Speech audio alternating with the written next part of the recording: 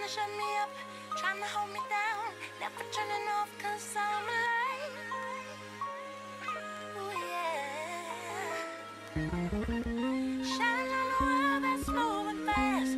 Here's a guarantee. Welcome to another edition of the Radio Show. I'm your host, Brian Anthony, and I just hope that you all have managed to stay cool this week because we have been enduring this heat wave, and it has been extremely hot.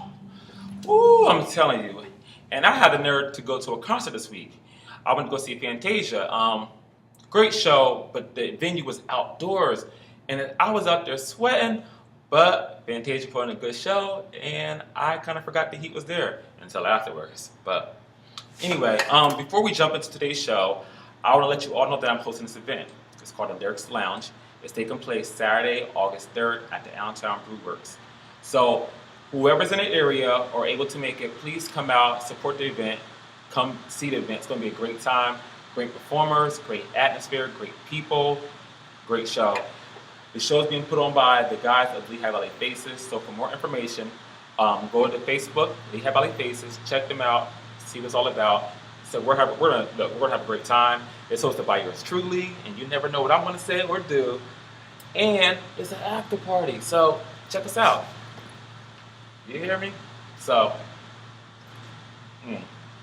I told you I went to a concert this week. So, speaking of concerts, Lil Wayne. Now, I told you before that Lil Wayne offended the civil rights family of Emmett Till with some offensive rap lyrics in the remix of the song called Karate Chop. Now, since then, Mountain Dew has backed out and dropped him as being one of the sponsors for the American Most Wanted tour, which he's currently on. So while in Nashville this week, he decided that he wanted to apologize again to the family. Now, I can only think that in the wake of the Trayvon Martin verdict, this is the reason why he wanted to apologize once again. But I give him kudos. I'm glad he's being responsible enough to be a man to admit that he was wrong and apologize once again why the world is experiencing this hard time, I guess I can say. But also I want to say us here at the V Radio Show would like to do nothing but send our prayers out to the entire Martin family. Stay encouraged, remain faithful, and I hope while enduring these trying times that you are able to remain positive. So, let's get into it. So I told you last week that Amber Rose and Wiz Khalifa got married, and that Kerry Washington snuck off and got married too. Well, this week it seems like Halle Berry pulled the wool over her eyes. Her and fiance Oliver Martinez, who were expecting a baby together, went off and snuck off and got married. Now, the two got married in a small, intimate ceremony that took place in France with only 60 guests. That's small. Well, congratulations to them. This is Halle's third marriage, and they say third time's a charm, so I hope she gets it right this time. I wonder if she'll take his last name. You know, that's always what we wonder. Someone who is sad and changing her name, singer Fergie.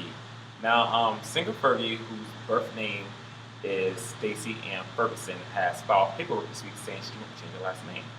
Now, back in 2009, she married her husband Josh Duhamel, and the two are now expecting their first child together. So I think that's the reason why she wants the names to match. But the name Fergie is an ugly name, but it works well for the stage.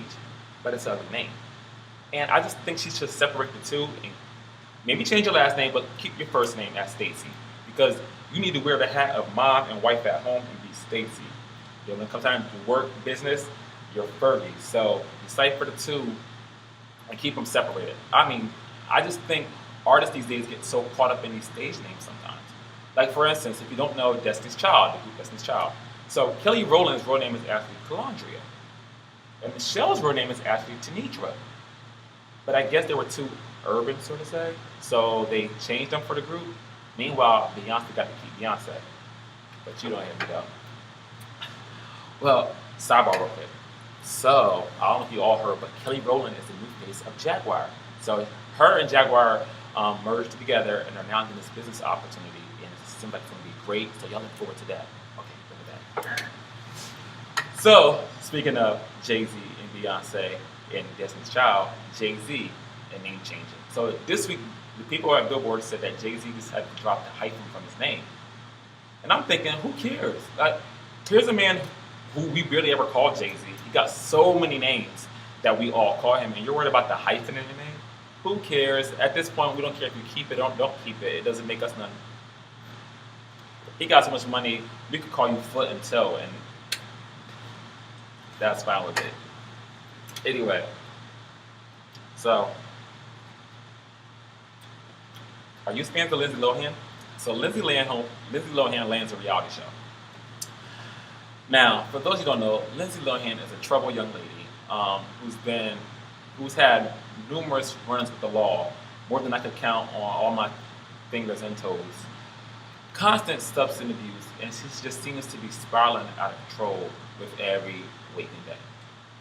Well, her and the people over at OWN, Oprah, they all teamed up for this docuseries. Now, docuseries is nothing but a fancy word for reality show, and this reality show just sounds like a recipe for disaster and a train wreck. Like, this girl stays in trouble. So she is currently in rehab for 90 days, but I just think 90 days isn't going to do anything to fix her problem. Like, Lindsay, 90 days is not enough time for you to figure out get clean.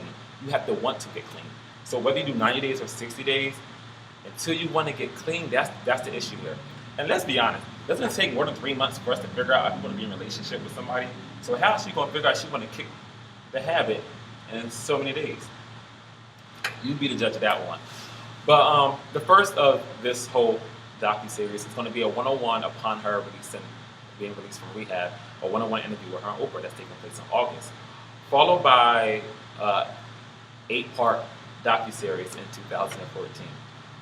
Now, I think Oprah was hoping the best for this and change his Logo's life, but I don't see it happening. But I wish you luck, Oprah. You know, it is what it is. I'm just being honest about the whole situation. So, I told you this week I told you a couple weeks ago that Fox was test running this new talk show called The Real, and it featured Tamar Braxton, comedian Lonnie Love, Adrian Milan of 3LW, some girl named Jeanette, and Tia Mowry of Tia and Tamara. Now, they're currently doing the test run this week, and while doing promo for the show, Tamara revealed a little secret. Now, while over at Hot 97 and speaking with Ebro, she revealed that she was a virgin almost up until 30 years old. She said that she is very religious and that she didn't lose her virginity until she was 29 years old. But she said then she felt guilty and became celibate until she married her husband. Now, I commend her and I salute her for telling the story and for letting us know that there are still women out there who cherishes their virtue and are willing to wait for Mr. Right, or just wait for the right time, appropriate time, age appropriate, or whether they get married. So I'm glad she kept the faith and decided to do this, because in the society where women are constantly depicted as sex objects, she decided to take a latter route and hold on to her virtue. And I commend her for that. Personally speaking, I myself have been celibate for over a year now. And as though it may happen as an accident, it has become a decision and choice that I chose and I'm living with. So at this present time, that's what I'm doing.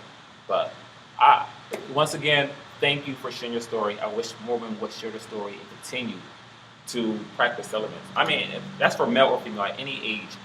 I wish we all would do it at some point in time. And as though I know my viewers aren't young women, I just felt a responsibility to report the story and speak on it, because I think we all can take something from it, one way or another. So, again, thank you. So, the big announcement. Now, I told you all that I had an announcement for you this week. And first, I want to start by saying I thank each and every one of my viewers who tune in each week, who wait for the video to come out, who repost, retweet, reach out to me and with words of encouragement, and just with constant feedback. I thank you. I thank you so much. However, I am taking a hiatus as of next week. That will be the last show for the summer, and Papa is taking a vacation for the month of August. So we're going to be not doing any shows for the month of August. I am going to take a vacation, but I'm still going to be active with you via Facebook. So like us on Facebook at BeRadioNow.com, because I want to be there and interacting. I'm going to come back and we're going to turn the roof off come September. I'm going to have guests. We're going to do a lot. So y'all stay tuned for that. In the meantime, from the bottom of my heart, I truly do thank you all for tuning in.